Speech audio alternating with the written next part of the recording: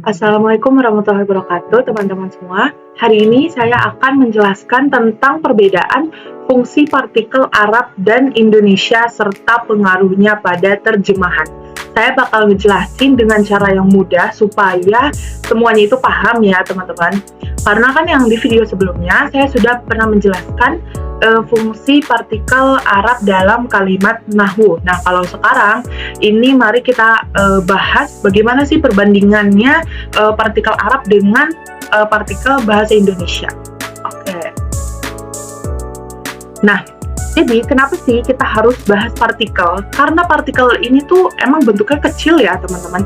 Kayak cuman kalau dalam bahasa Indonesia tuh, kalau dalam bahasa Arab inna, fi, ala, kecil banget ya bentuknya. Bahkan kadang mungkin ada beberapa dari kita tuh yang nggak ngeh kalau ada partikelnya di situ.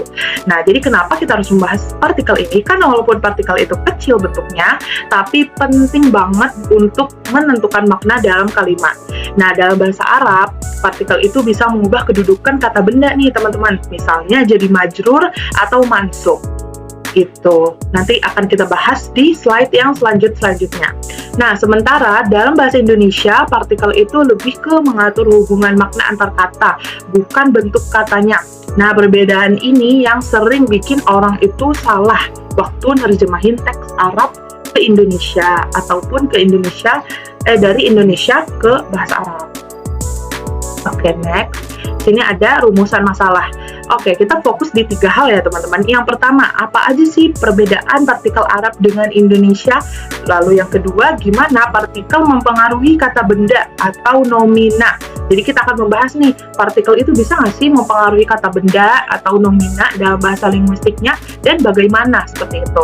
Lalu yang ketiga, bagaimana perbedaan itu berpengaruh pada terjemahan. Nah, nanti saya akan menjelaskan satu-satu dengan contoh biar lebih jelas ya. Oke, slide selanjutnya. Yang pertama kita akan membahas pengertian partikel terlebih dahulu, karena sebelum kita membahas lebih jauh, kita harus memahami dulu nih pengertian partikel itu apa, makna partikel itu apa ya, teman-teman. Jadi partikel itu kata yang nggak berubah bentuk, dia tuh nggak bisa berubah bentuk, teman-teman. Kalau misalnya dalam bahasa Arab itu kan baitun ataupun baitun, misalnya isim itu masih bisa berubah bentuk kan, teman-teman. Fi'il juga masih bisa berubah bentuk. Nah, kalau partikel ini tidak bisa berubah bentuknya, tapi fungsinya itu untuk menentukan hubungan dalam kalimat. Nah, di dalam bahasa Arab itu disebutnya misalnya harf, di Indonesia disebutnya itu kata tugas. Nah, dua-duanya ini sama-sama kecil ya, teman-teman. Kalau dari kata cuman 2 huruf, cuman 3 huruf, kayak gitu. Tapi fungsinya itu besar banget buat makna. Jadi kalau misalkan beda partikel, itu bakalan beda makna biasanya, teman-teman ya. Oke, selanjutnya. Sini ada contoh partikel Arab. Nah, dalam bahasa Arab banyak banget nih partikel, dan masing-masing itu punya efek langsung ke kata benda setelahnya. Misalnya, fi artinya itu di atau dalam. Bikin kata setelahnya itu jadi majrur atau berharokat kasroh. Contohnya, fil baiti. Nah, al baiti ini kan isimnya ya, teman-teman. Harokat terakhirnya itu menjadi kasroh. Kenapa menjadi kasroh? Karena sebelum sebelum kata al baiti ini itu terdapat huruf jar, yaitu fi. Makanya huruf terakhirnya itu berharokat kasroh. Lalu ada min artinya dari, ila artinya ke, inna itu sebagai penegas, bikin isimnya itu jadi mansub. Jadi kalau yang tadi fi itu karena membuat katanya itu menjadi majrur, kalau inna itu menjadikan kata selanjutnya itu berharokat fathah atau mansub gitu. Lalu yang terakhir ada ya, itu dipakai untuk memanggil nama atau nomina, seperti itu. Oke. Dan selanjutnya di sini ada fungsi partikel bahasa Arab. Jadi fungsi partikel Arab ini apa sih, teman-teman? Menjadi penanda kasus, jar, majrur, penegas kalimat, inna, pembentukan pertanyaan, hal, mengikat nomina, ya, hanya memanggil nomina. Huruf jar membuat nomina itu menjadi majrur, al penentu atau pengenal.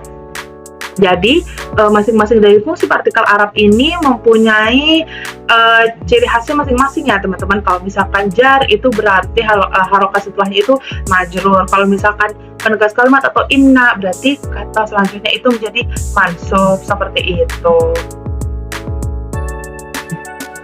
Oke, slide selanjutnya ini ada contoh pengaruhnya dalam partikel bahasa Arab. Oke, sebentar ya teman-teman. Ini kita keluarkan terlebih dahulu supaya lebih jelas katanya. Nah, ini contohnya ya teman-teman. Fil baiti, di rumah. Seperti yang sebelumnya saya sudah jelaskan ya teman-teman. Fil baiti, di rumah. Bait menjadi majrur. Kenapa menjadi majrur? Karena sebelum itu ada huruf jar. Huruf jarnya apa ini? Fi. Fil baiti. Jadi harokat terakhir dari isim ini mengikuti partikel yang sebelumnya seperti ini. Nah, selanjutnya ini ada innallah. Allah sebagai isim inna, mansub, mafatih, makna berubah. Jadi Allahnya ini berubah menjadi harokatnya itu fathah ya, innallah, karena sebelumnya ada apa? Ada isim taukid atau penegas seperti itu. Isim teman-teman, isim inna. Lalu yang terakhir itu ada ya Muhammad, panggilan langsung, yang artinya itu kalau di bahasa Indonesia wahai Muhammad, atau kayak kalau dalam bahasa kitanya itu dalam bahasa keseharian kita manggil temen nih kayak Fatimah kayak gitu ya. Oke, kita perbesar lagi sebentar. Oke, kita perbesar lagi ya teman-teman. Nah, ini selanjutnya ada partikel Indonesia. Kalau yang tadi saya sudah menjelaskan partikel Arab, sekarang partikel Indonesia. Oke, kalau di bahasa Indonesia itu beda nih teman-teman. Kata setelah partikel itu nggak berubah bentuk. Contohnya, si buat nunjukin orang tertentu. Para untuk menunjukkan jamak, kayak misalnya para mahasiswa. Karena mahasiswa itu banyak, mahasiswa yang mana? Berarti menggunakan para mahasiswa. Lalu yang buat membentuk frasa ke dan dari untuk arah atau tempat. Nah, partikel di dalam bahasa Indonesia ini itu lebih fokus ke hubungan makna, bukan bentuk kata. Jadi kalau misalkan tadi sebelumnya bahasa Arab, kalau misalnya setelah huruf jar yang tadi saya jelaskan itu fil baiti, harokatnya berubah menjadi majrur atau kasroh ya, karena sebelumnya itu didahului oleh huruf jar.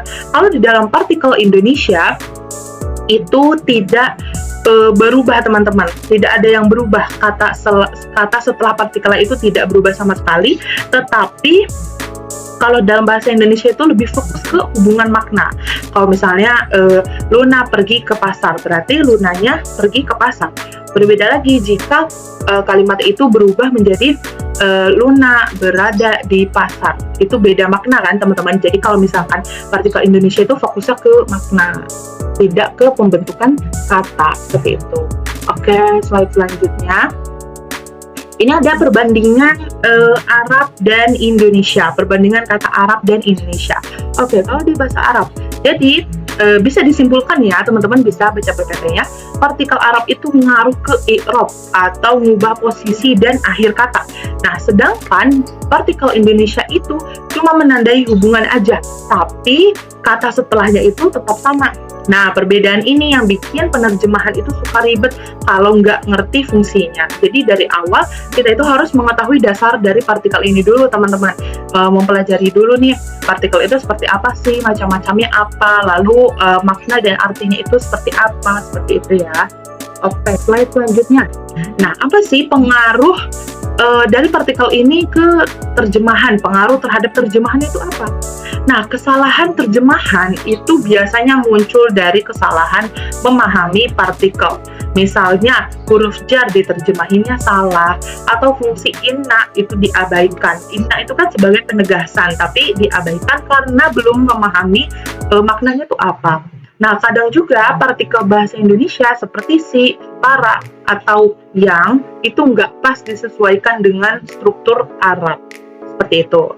Nah, makanya penting banget nih buat kita memahami dulu fungsi partikel sebelum menerjemahkan kalimat. Jadi kita harus mempelajari dulu fungsi partikel itu dasar ya teman-teman sebelum kita mencoba untuk menerjemahkan kalimat. Kalau kita udah paham sama fungsi partikel, insya Allah kita akan mudah dalam menerjemahkan kalimat. Seperti itu. Oke. Nah, kesimpulannya ya teman-teman, partikel Arab dan Indonesia itu punya sistem yang beda. Arab itu mengubah bentuk dan kedudukan kata benda, sedangkan Indonesia itu hanya mengubah relasi makna. Kalau kita bisa paham dua sistem itu, terjemahan kita bakal jauh lebih akurat dan nggak salah makna, insya Allah. Oke teman-teman, mungkin segitu aja presentasi dari saya, penjelasan dari saya. Kurang lebihnya mohon maaf jika ada yang bingung atau ditanyakan, silahkan berkomentar di bawah, dan jika saya ada kesalahan boleh sekali dikoreksi ya teman-teman, karena di sini kita berdiskusi bersama dan saling belajar satu sama lain. Terima kasih. Wassalamualaikum warahmatullahi wabarakatuh.